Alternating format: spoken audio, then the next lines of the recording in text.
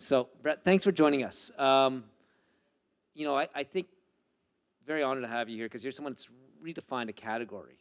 But like many people in this room, you didn't start off in technology. Can you give us a bit of your background before you became a founder? Absolutely. Well, first of all, thanks for having me, which you told me not to thank you, but I will thank you for having me. It's good to be here. So I definitely do not have a background in technology, and I barely have a background in business. So my background is I'm a physician. I practiced as an emergency room physician in the Toronto area since the year 2004. So really actively out there seeing patients, working on the front lines of our healthcare system, and did have a little bit of a business background from before, spent some time in management consulting, worked for a company called McKinsey & Company in their Toronto office for a couple of years and gained a lot of knowledge about how businesses operate and really learned a little bit about entrepreneurial, about what it takes to be an entrepreneur working in that company. But anyways, fast forward, working for many years in the emergency room, I really witnessed firsthand all of what's broken in our healthcare system. And at the beginning of my career, absolutely loved every single day in the emergency room. I thought I was doing such amazing things for patients. But over the course of the years, it really began to become very apparent to me that there was just huge room for improvement in our healthcare system. And there were so many things about the healthcare experience that we could actually improve.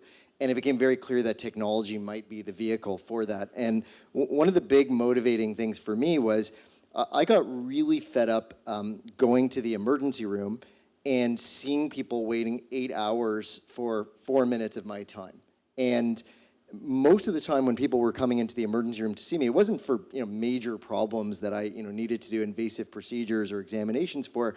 A lot of it was just really transactional stuff. So people needed a prescription renewal, they needed a blood test ordered, and for that, they had to miss a day of work. They had to sit next to the guy who had the flu and was coughing all over them for 6 hours. And most of the time, they came in looking for a prescription and they walked out with the flu, which is not the bonus that anybody wanted. So at a certain point in time, it just became clear to me there had to be a better way. And from that, the idea for Maple, which is hopefully the better way, we now have 4 million Canadians that are using the platform.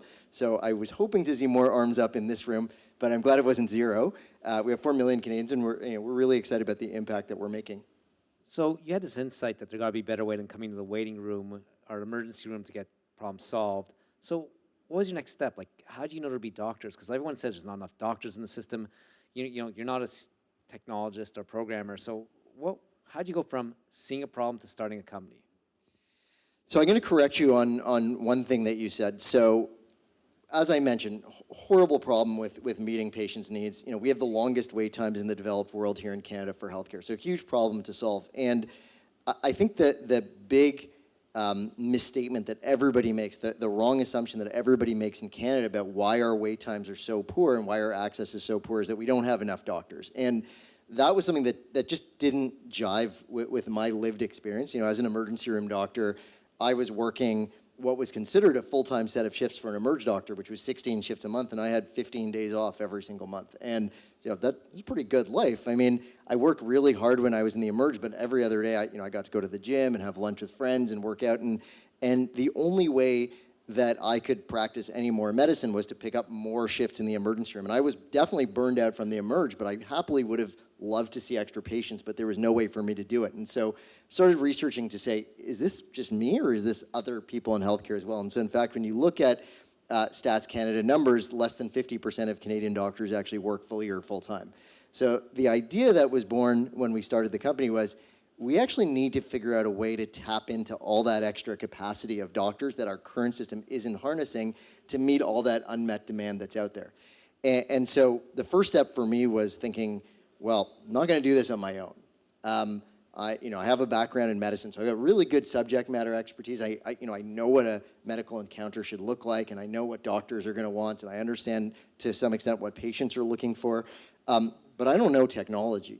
I worked in management consulting for a while, but I've never built an app. I don't know what goes behind a website. I felt like I would get skinned alive if I tried to do that myself. And the other realization was that even if I knew how to build an app, and even if I had this subject matter expertise, I had never built a real business. So yes, I'd done consulting, which was really cool, and I gave lots of big advice to big companies, but I'd never built an HR function from scratch. I'd never built a finance function from scratch. I'd never built a marketing function and a sales function. There's a lot of stuff that goes into a company, and a lot of these things I just had no lived experience with. And so for me, there were two approaches. One was, learn it all and take a long time, or the other thing was, the other idea was get partners. So for me, the first thing in getting the business going was realizing that this was going to be a big undertaking and get the right partners. So I brought on my two co-founders who were both friends of mine. My CTO, Stu Starr, who had been a friend of mine for, I'd say about 15, 16 years around the time that we started the business. He was always my go-to guy in technology. I would trust him with my life when it came to technology. And so when it came to, who did I go to actually think about, was this app practical? Could we build it? Would he want to work with me on this? He was the guy. And my other co-founder, Roxana Zaman, who's our COO, who was also a friend of mine for 5 or 6 years before we started the company, she came from a business background where she'd done all those things I mentioned. She knew how to start a product function and a marketing function and all those other things. So bringing the two of them on board was actually a really good springboard. And for the first little while, it was just the three of us, and we had no funding, we had no money. We were working out of my dining room to get the initial app designed. We were having focus groups, like $0 to our name. We were all working our day jobs, and it was definitely a slog. And we hit this point where we realized, and I'm sort of fast forwarding in the story, but this was something that I think a lot of businesses come to, which is the point where you realize, like, we don't have enough dollars sitting in our own pockets that we're willing to burn to actually bring this thing to life. This thing is getting bigger and it's starting to feel real, and we really need to finance this somehow. And so the other problem for our application is because this is a virtual care application, and it really is what we call a two-sided network. So on the one side are the patients, and on the other side are the doctors. And there's lots of other examples of two-sided networks. Uber's one side you have the drivers, the other's the riders, and Airbnb, same thing.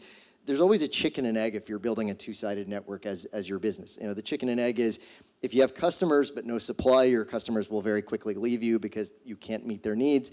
If you recruit supply and you have no customers, your supply will very quickly leave you because they don't want to waste their time being available on an application where nobody ever hires them and they don't make any money. So I was faced with the challenge of, A, we had no money, nothing to start the business with, and B, the fact we had this massive problem. How do I get doctors with no patients, and how do I get patients with no doctors?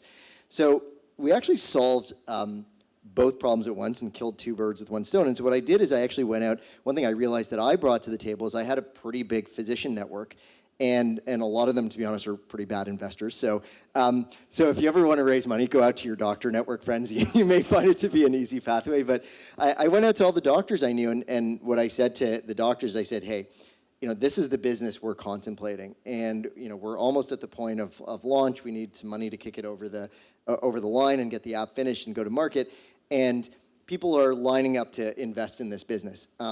People love the idea. Everybody thinks it's going to be the best thing ever.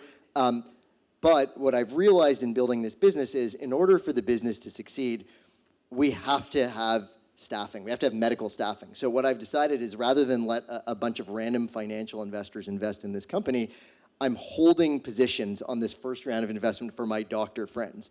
But you only get to invest in the company if you commit that you're going to provide medical service on the app and you're going to cover the early patient demand. And as a result, I got a whole bunch of doctors to invest tied to a commitment to work on their platform. And voila, now we have funding, we can finish the app, and we have a network of doctors that are very invested because they're now co-owners who are going to keep this thing staffed even in the early days when there's no patients. And there's a long history from there, but that was the beginnings. So I love that story about seeing opportunity, you get the right co-founders, and you find a way to get the money. So let's just take it a bit more forward. You launch, you go live, you have the supply. So the demand just come rushing in? No. So I think this is one of the other misconceptions a lot of people have when they're starting businesses. We've watched movies like The Social Network, and we hear from the outside in about these super successful businesses, and we think that the way it works with a startup is you have this amazing idea, and there's the switch to turn the app on, and you turn the app on, and that counter starts ticking up, and all of a sudden it's like rocketing up, and it's just this like organic, the web discovers you because your product market fit is so great, and everybody refers your business. The reality is that just doesn't happen. It doesn't. I really, I've spoken to some of the most successful founders out there, and even the ones who were from the outside in, it looked that this was completely organic. Like it exploded like Facebook with no need to work for it. But the reality is even the most organic looking success stories out there, for the most part, that was a ton of work on their part. All of what you saw happen apparently magically was them pulling strings and working late nights and spending money in places you didn't know they were spending money to get that initial organic traction. So, for us, we were, I think, quite naive. None of us had started a business before. And so we were in this place where we thought, we're going to flip the switch and of course, like it's going to go gangbusters. And I remember my partner, Roxana, because I wanted to post on Facebook and say, hey, we've launched this business. And she said, no, don't post. We're going to be flooded and we won't be able to handle the demand. So, of course, we turned it on and silence, like nothing, like literally crickets.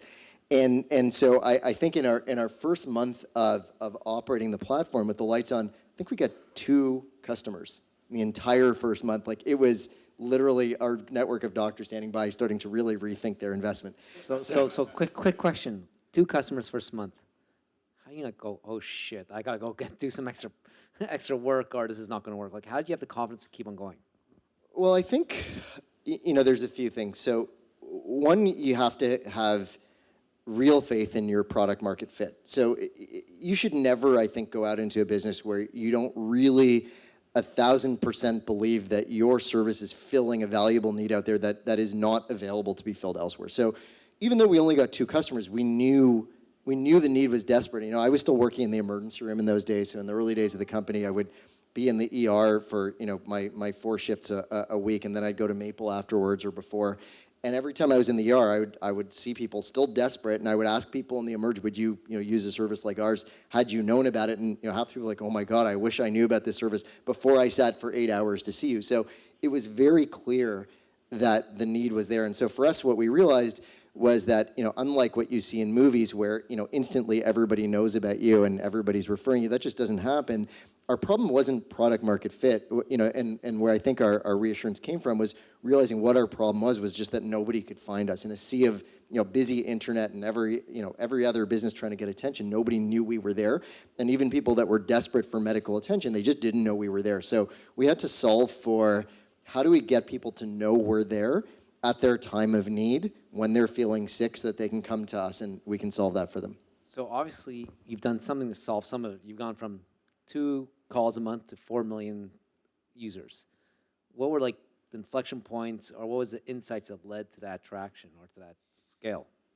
So it's come in waves and stages. For us, I think the first thing was we did a PR campaign after that first very failed launch of no business coming in. And what we realized is that if we told the right story, ours was a story that would be quite interesting to a lot of media outlets, and we thought we could get coverage. And so we were lucky in that we've had bad and good experiences with PR. I'll tell you, like anybody that's thinking about using PR, be very cautious. It can cost you a lot of money, and we've wasted a lot of money, and a lot of the times we've used PR gotten no results. So be careful where you spend your money. But we were fortunate that the first firm we actually used, and our funds were so limited, and if it hadn't worked, we wouldn't have been able to hire another one, was a really good one and had a great network and actually got us onto a ton of television and media. So during that first media circuit, we were on CP24 Breakfast and the breakfast show on the Global Morning Show, and we were on Hamilton Morning Show, and we got all sorts of appearances on radio and all sorts of stuff. Like they got us a ton of actual free publicity.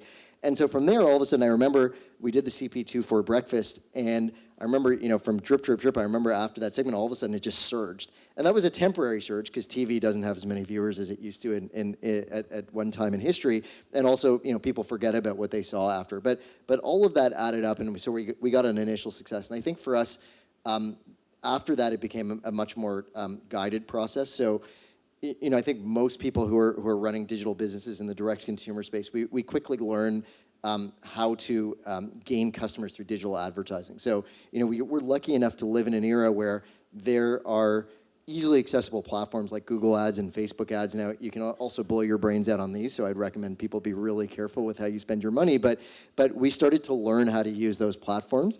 And so for us, where I think we really turned a corner is we became really, really good at experimentation on those advertising platforms. We were trying very tiny spends with hundreds and hundreds of different tactics and wordings and messages. And at a certain point in time, we actually figured out what clicked. We figured out What was the magic set of words that we would put into a Google ad or a Facebook ad that would actually get us customers? And from there, once we started to see our conversion metrics actually be meaningfully in the right direction, once we could demonstrate that, spend X dollars on an ad and we get Y dollars back, that is a healthy multiple of X dollars, all of a sudden you know that you can start to scale up your spend. And so for us at that point in time, it really just became a mathematical formula of, we know what the recipe is, let's put more sauce into the recipe and we're gonna get more returns. And at some point in time, investors start to see that, because every investor, if you ask them, what are they looking for? What they're really looking for is scalable unit economics. So they're looking for a business where if you put $1 into advertising, you get more than $1 back. And typically the magic ratio that I always hear from investors is 3 to 1. They want the long-term value of every customer you bring in to be 3 times what you spend to acquire them. So once you can demonstrate things like that, investors start lining up to give you money, to spend more, to get more business. And so it snowballs very quickly, but you have to, do the work initially to get to that point of A, having product market fit, but B, the scalable economics that go with it. I could ask you 100 more questions, but I'm going to ask you one more before I open it to the audience. So we talked about the beginning where you had 2 calls. Then this thing called COVID happened a few years ago. I imagine you had nonstop calls and too much demand. So what was the worst thing about a spike in demand? Like, how do you handle that volume? So we were growing really nicely going into COVID. We were doing about 10% month over month growth every single month. So we were on a pretty steep trajectory. And so we were well set up as a business to handle fast growth. And there's lots of things you have to know how to do well to grow. Your server architecture, your app has to be able to scale and handle surges. Your customer support team has to be set up to handle more volume than normally comes in, and your actual fulfillment mechanism, with us it being doctors, has to be ready to be a little bit more busy than they are. And we're all set for 10% month over month. And then COVID hit, and our business grew by 300% in the span of about 2 weeks. So it sounds like a good thing. I mean, everybody says, wow, it's a great problem to have. Like, I'm going to tell you, the company almost exploded. It was, you asked me what was the worst thing. I don't even know what was the worst thing about it. Like, there's so many things about it. Our app almost exploded because, our servers were not set up for the kind of strain that we put on them. We had to shut down the app in the middle of the night and a few days into COVID and pray that it would turn back on. Our SLAs in our company are one of the things that we really prize. So one of our number one advantages in market is nobody can come close to us in terms of wait time for customer support and to see a doctor. So our average SLA when you try to speak to a customer support agent is under 2 minutes. Average SLA at the time COVID started to see a doctor, I think, was like 1.7 minutes from the time you requested. We had crazy wait times. And so all of a sudden when COVID hit, the volume skyrocketed, and our average wait time for our customer support went from under 2 minutes to like 4 hours, and our average wait time to get to a doctor went to 6 hours, and it was awful because our fundamental core value prop was just getting destroyed by this big volume. And so, the whole company was under strain, and so we had to, we had pretty much everybody drop everything they were doing to man the customer support lines. Like, I remember, myself, like, I would be, everything was just so crazy. I remember I, as a doctor, was working on the app to try to help clear the backlog. We were furiously recruiting other doctors. We were bringing doctors on we had a wait list of doctors to come on. We brought them all on. Our marketing team was manning customer support. I remember I was on customer support till 3 in the morning, and when I finished customer support, I would start seeing patients. I think I was sleeping about an hour a night for those first few weeks. So it all worked out, but overall, it actually destroyed, I would say, a bunch of our team members. There's a whole bunch of part of our team that probably never recovered from that experience, and a lot of people that got burned out that left us that I would have liked to have kept. So, amazing to have that kind of growth, but oh man, like, that's not the kind of growth anyone should strive for. It's not unusual for companies that have hyper product market fit, so I'm glad you could share this. I could ask a bunch more questions, but I want to open it to the audience to give them a chance. So Jason's now going to go back on the hoverboard. If you have a question, put your hand out. Hey, guys. Hello? Okay. Great talking to you about earlier as well, and I'm honored and inspired by some of the work you've done. I'm in the same field, and I mentioned to you earlier about how we were trying to solve the same kind of problems. One of the earliest things as an early startup, and that's something probably you had to deal with as well, and you've kind of eloquently put it, that you had a network of physicians to come through to fill it. And now I know for a fact there's a long, I think the wait list is almost a year or two if you want to be a Maple doctor. One of my first understandings is in order to build a impact startup like you have, what is a value or two that you were laser focused on and perfecting in the early days, and what really helped you in that early transition, getting beyond the moat and all that kind of, I know it's a hard question, but if you had to put one or two values. Yeah, I mean, I think there's so many, but I think there's probably two things I would say. So, one is being, and I don't know if this really counts as a value, but it's being mission driven. We talk a lot. We're actually doing a values exercise at Maple right now, where we're really trying to redefine our values. We had a bunch of early values, which we thought sort of made sense when we were 6 people in a room and don't make sense now. But I think what really ties everybody in our company together, including the founders, is that we all really, really, really believe in what we're doing. Like, we really care about it. And if you ask anyone in the company, if Maple succeeds, does that make you feel personally good about what you're doing for the world, for Canada, for your community? And everybody says, yeah, absolutely. Like, I will feel amazing if this company succeeds. And every day, we have these thousands of customer reviews that come in, and it's crazy. You read these reviews, and people are talking about how they've lived without a doctor in their community for years, and this is the first time they can comfortably access care. People who have disabilities, who it's so physically difficult to get to the doctor, and now all of a sudden they have ongoing care. The reviews are actually, it's just so meaningful to read them. I think having that laser focus on the mission of what you're trying to achieve helps you to get through some of the more difficult times, because it isn't like we're trying to add a decimal point to somebody's profit margin at a bank, where it's sort of like, I could go to bed, or I could add that extra decimal to or extra zero to the profit margin. Nobody really says well, some bankers do stay up pretty late, but for the most part, it's not that motivating, versus I think a lot of our team is really motivated. And then I think the other thing I would say, and this is, I don't think this is unique to Maple. I think this is probably unique to almost every single startup out there. And for all of you here who are in startups, I think you can probably identify it's resilience.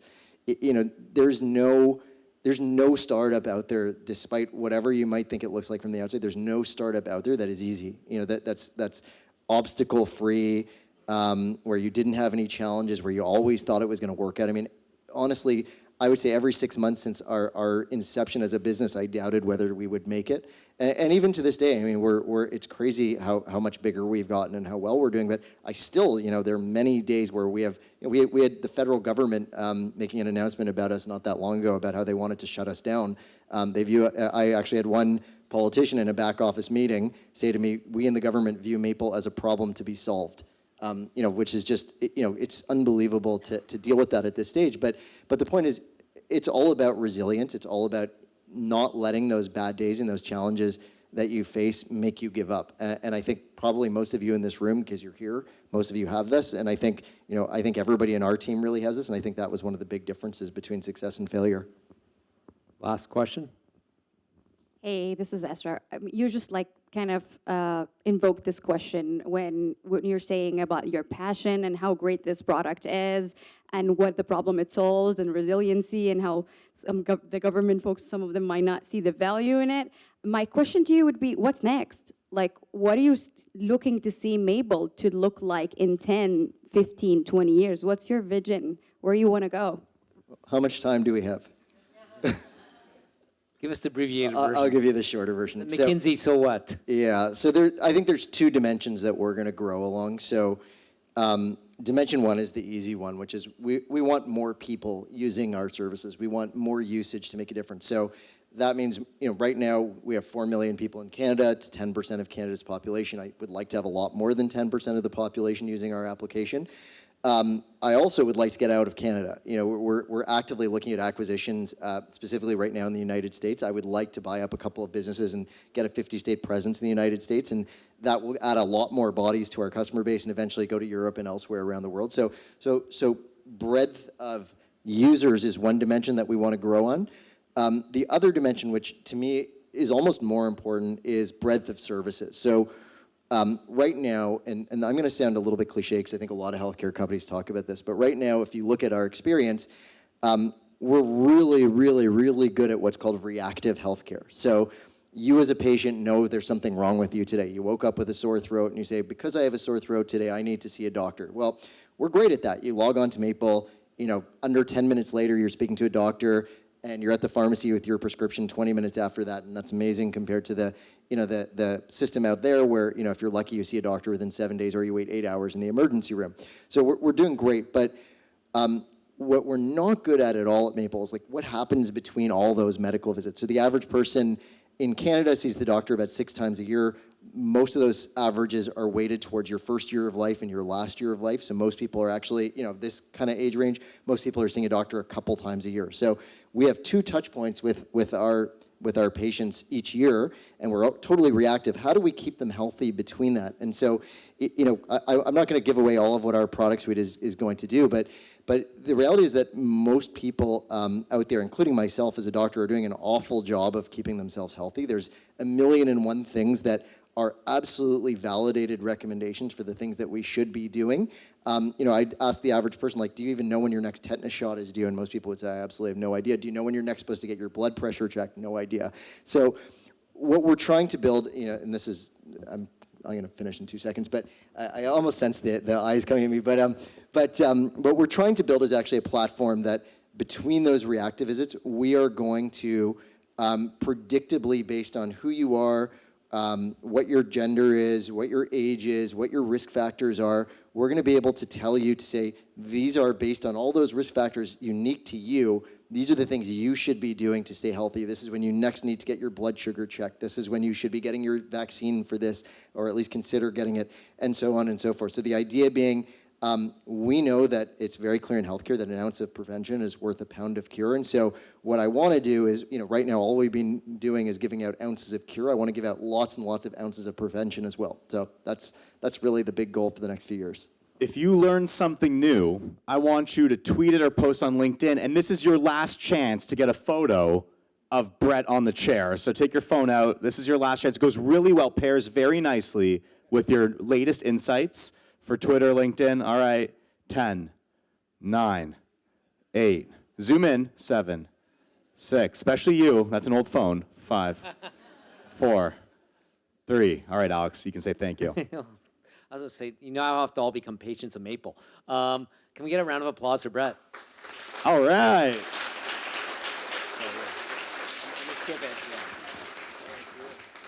Yeah, so if you liked what you heard here, Brett was also gracious enough to do a longer founder's journey with us where he goes into about 45 minutes of more details of the histories and the challenge. So you can find it on our podcast. Search Founder's Journey TechTO on Apple or Spotify. And I'm sure Brett will answer any of your tweets.